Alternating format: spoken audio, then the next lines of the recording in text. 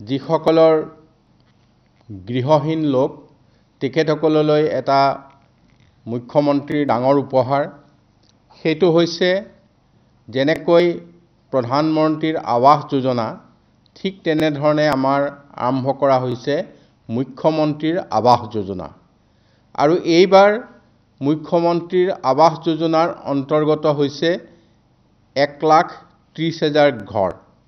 1,30,000 ঘৰ ইয়াৰ যিটো মানদণ্ড এইটো প্ৰধানমন্ত্ৰীৰ আৱাস যোজনাৰ দৰে একে মূল্যৰে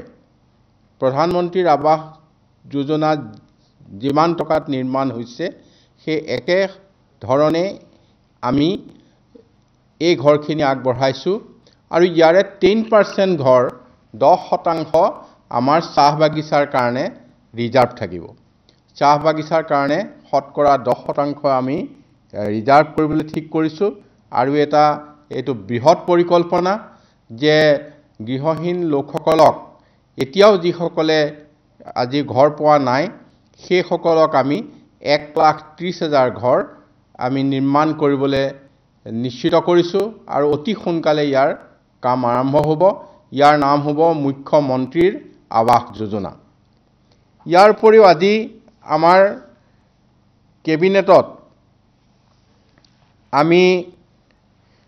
তিনিটা বেলেগ বেলেগ সিদ্ধান্তৰে আমি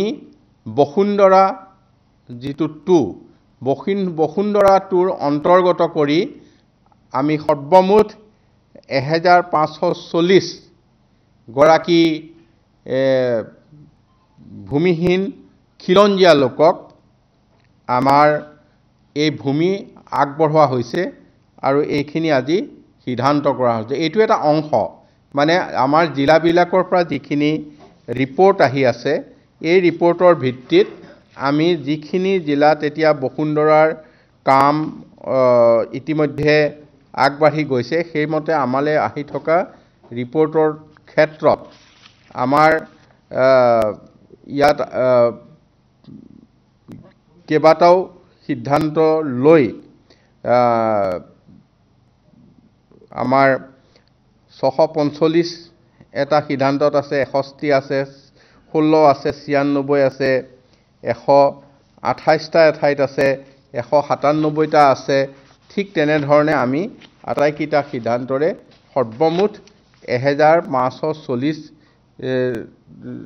মানে 40 জন ব্যক্তিক আমি সৰ্বমুঠ এইখিনি গৃহ আগবঢ়াইছোঁ